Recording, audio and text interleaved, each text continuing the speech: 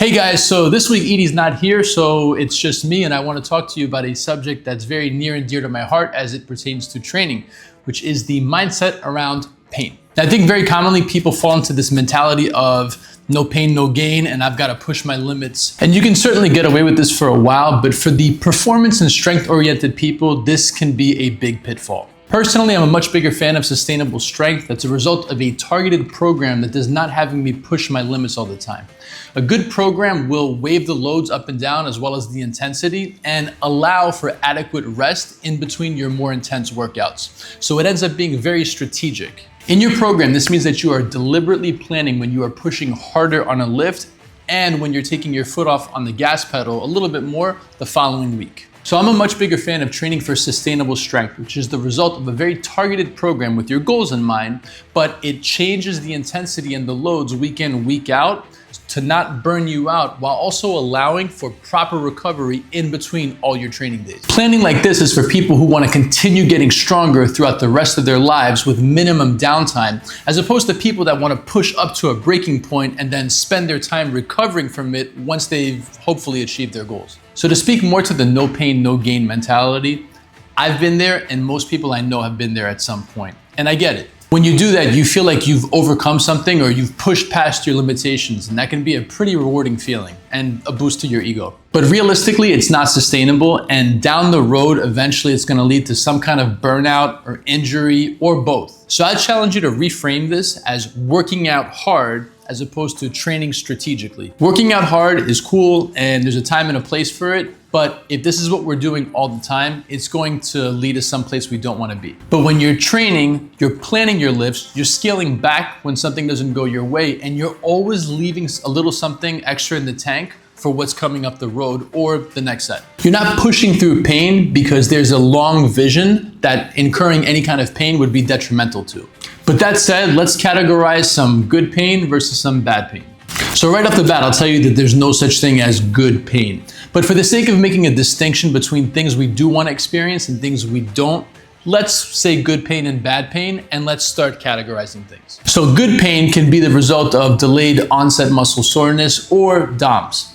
This is usually the result of loading your body or your muscles in a way that they're not used to and some kind of shock response to it that usually dissipates within 2-3 days. You can also do this if you're heavy loading negatives and really controlling the descent part of your lift. This will end up tearing a lot of muscle and you can end up with the same type of soreness that goes away in the same amount of time. When you're doing mobility work in a range that you're not really accustomed to, it can ramp up the discomfort pretty quickly. I always tell people not to go past a 7 out of 10, but just for argument's sake, this causes pain as well. So to make the most out of this discomfort or pain when you're doing mobility work, try to have it go up to the point of manageable discomfort and not mind-numbing pain that you just can't wait to get out of. Additionally, if you're doing your mobility work and stretching and you're going that far into your stretch, it's also teaching your body to try to shut the movement down, right? You're gonna gain mobility as you get your nervous system to kind of relax and ease into the stretch. Trying to go too far too soon is just gonna make your body want to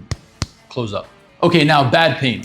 In most cases that I've seen, this is a result of overuse, not resting, pushing too hard, forcing a lift when you should not have forced it. Otherwise said, this is probably your ego getting in the driver's seat and starting to make decisions around weight, intensity, and reps. When you train like this and push a muscle group excessively, you can end up with a dull pain that kind of lasts in the muscle for a while, and it'll persist across several weeks, and if you're unlucky, several months. So compared to delayed onset muscle soreness, which will just last like 2 to 3 days or, at worst, maybe a week, when you've pushed too hard, that muscle, when you activate it, will just week in, week out, remind you that, hey, you've gone too hard, I don't like it, we're not working. So the other type of really bad pain that could occur is joint pain.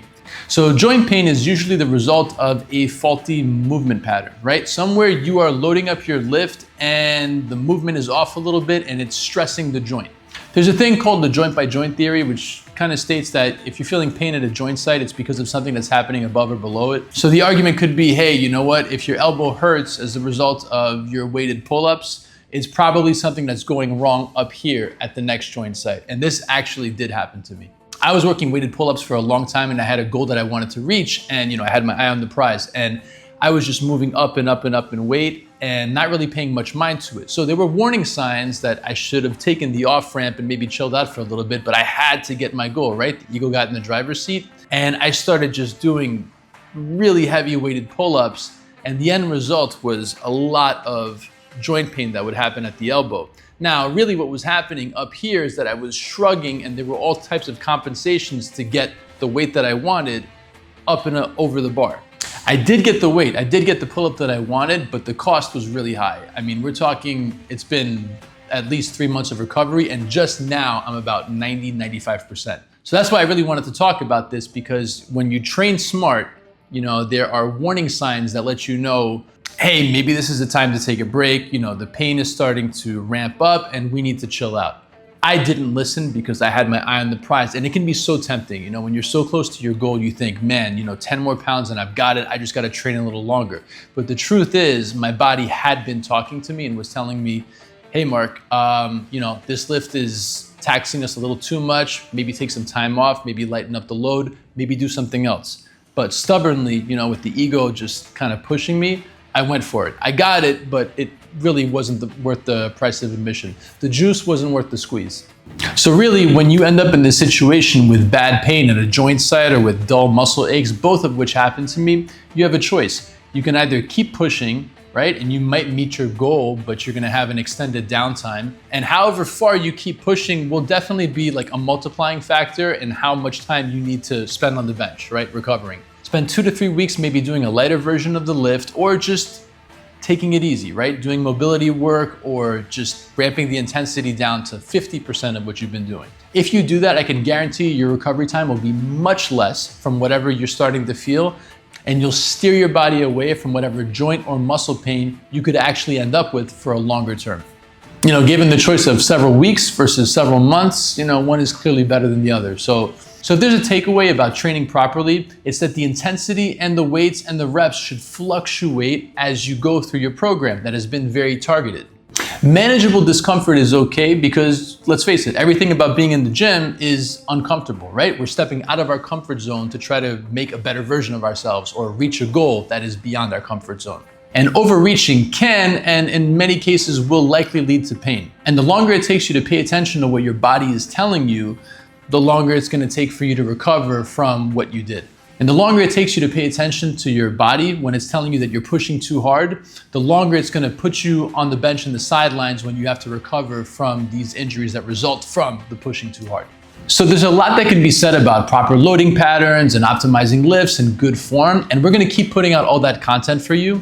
But the key takeaway from today is to train responsibly and like a pro. Understand that your progress in the gym will not be linear. It never is, right? There's always gonna be setbacks. You're gonna tweak your back, your CNS is gonna be fried, you got a bad night's sleep, your lifts are just not performing at the same level. All these things will happen. But when this happens, I think the single worst thing that you can do when training is to adopt this mindset of I'm gonna push through and achieve the lifts at the level that I know I can achieve, right? As opposed to listening to your body and meeting it where it's at that day. And never letting the ego get in the driver's seat to start making decisions for you and causing you to push through pain throughout one or multiple training sessions. I can't say it enough. As much as I respect having a tough, I'm gonna endure and overcome mentality, it's not a good excuse or reason to not listen to your body when it starts giving you warning signs or when training isn't going the way that you feel like it should be. Whether it's good or bad pain, give your body the rest that it needs to recover from whatever you're putting it through. So an example, if you're experiencing DOMS, right? If your quads and your glutes are really sore after a heavy squat day, a lot of volume was there, don't go hitting squats the very next day, right? Don't go beating up your legs even more because more is more.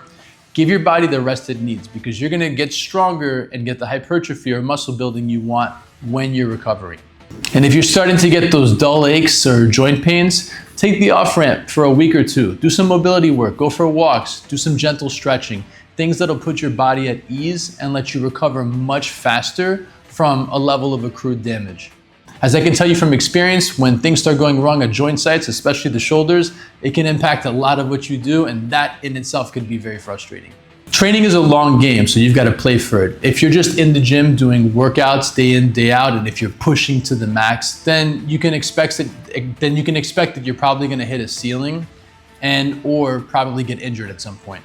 As coaches, we know what to look out for because we've been trained for it. But more honestly, we've gone through these pitfalls, right? We've all pushed hard because our egos have gotten in the driver's seat. We've gone just a little too hard on the deadlift, just a little too far on the bench, and have all experienced downtime as a result of it.